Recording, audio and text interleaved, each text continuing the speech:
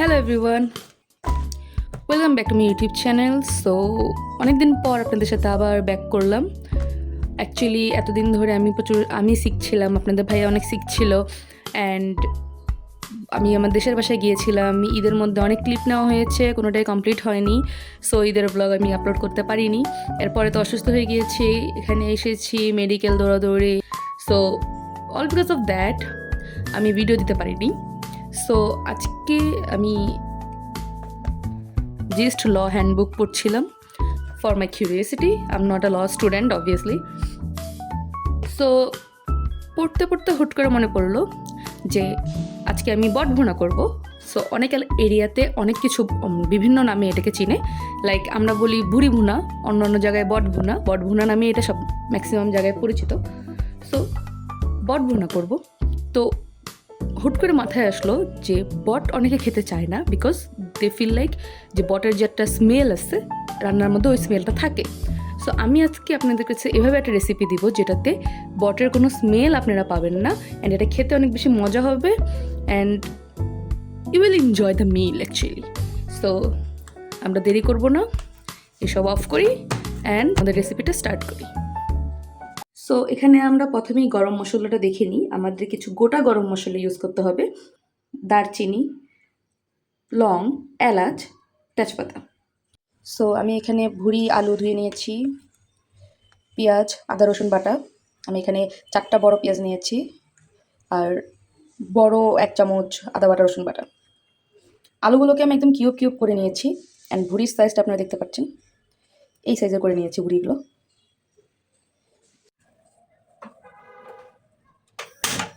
তো আমি চুলা চালু করে নিয়েছি, এখন আমি তেল দিয়ে নিব।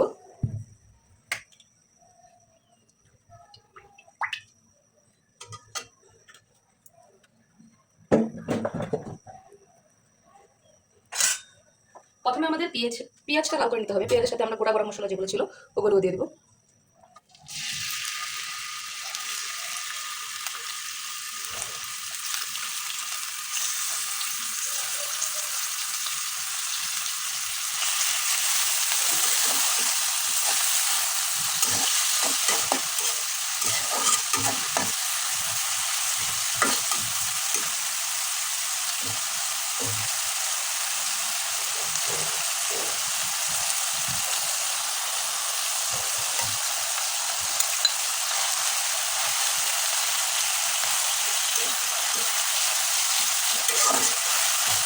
এখন এখানে পরিমাণ মতো লবণ দিয়ে দেবো যেন পেঁয়াজটা গলে যায়।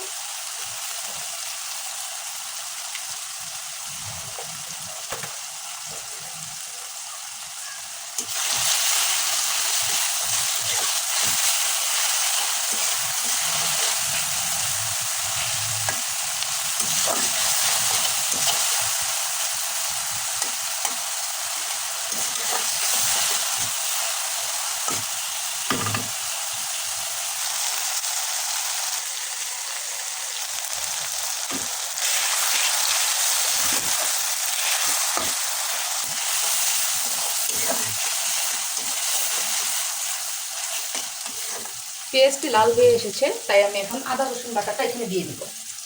আদা রসুন বাটার পরিমাণটা আপনারা দেখতে পাচ্ছেন, একটু বেশি করে দিলে স্মেলটা একদমই থাকবে না। আর যারা স্মেলটা পছন্দ করেন তাদের জন্য এই রেসিপি না।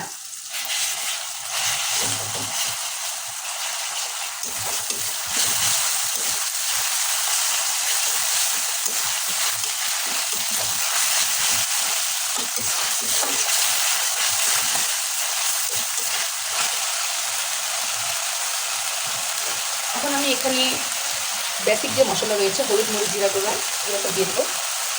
আমি হলুদ দিয়ে দিচ্ছি 2 চামচ, এই চামচ দিয়ে মরিচ দিয়ে দিচ্ছি। যেহেতু আমরা ঝাল পছন্দ করি তাই আমরা মরিচের পরিমাণটা একটু বেশি দিচ্ছি। ধনিয়া গুঁড়া,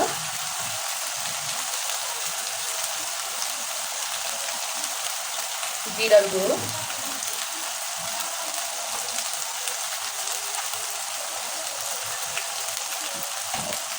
দ্যাটস ইট। আমরা এখন এটাকে কষিয়ে নিব।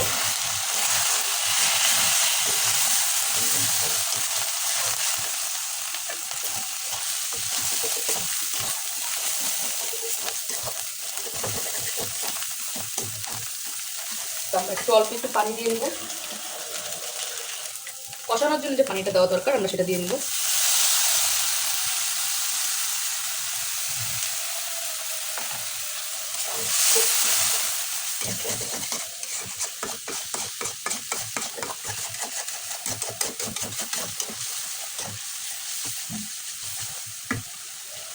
এখন আমরা অল্প একটু, আমার কাছে গরম মশলার গুঁড়ো রয়েছে, কারণ যদি না থাকে রাঁধুনি গরম মশলার গুঁড়ো কিনতে পাওয়া যায়, you guys can buy that.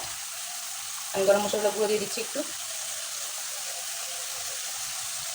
সেমভাবে আপনারা গরুর মাংস রান্না করতে পারবেন, অনেক বেশি মজা হয়, একদম রেস্টুরেন্ট টাইপ।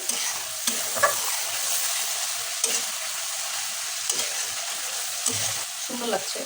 তো আমি এখন আমার বুড়ি আর ডিমের যে ইটা ছিল, বুড়ি আর আলু, সেটা দিয়ে দিচ্ছি।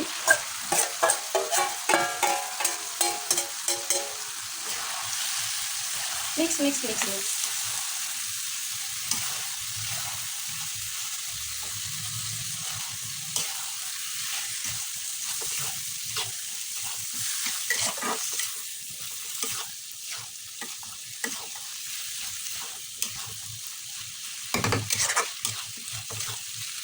ভালো করে মিক্স করে এটাকে লো হিটে আমরা কষানোর জন্য দিয়ে দেবো, ঢাকনা দিয়ে দেবো।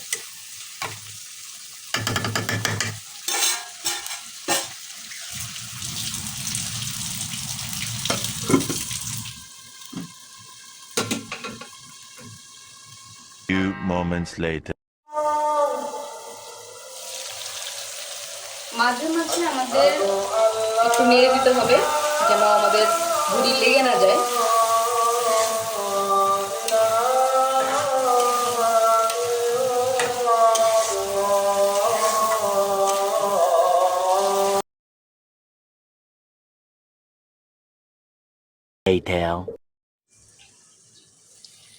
কষানো ডান। সো এখন আমরা পানি দিয়ে নেব।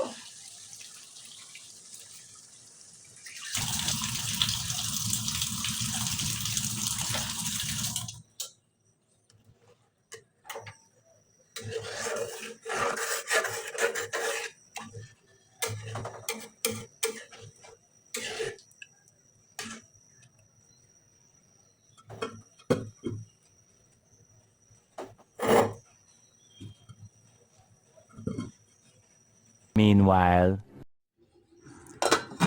ভুড়ি সিদ্ধ হতে হতে আমি এখানে ভাতটা চড়িয়ে দিলাম, যেন ভুড়ি হতে হতে আমার ভাতও কমপ্লিট হয়ে যায়। 1 hour later.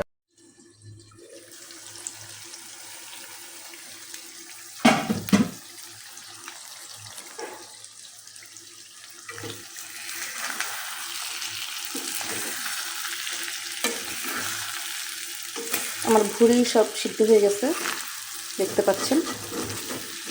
আমি আরেকটু ঘন খাই, মানে আমি আরেকটু শুকনা খাই, আরেকটু ভুনা, একদমই শুকিয়ে তেল বের করে যেটা আনা। বাট এই অবস্থাতেও এটা খাওয়া যাবে।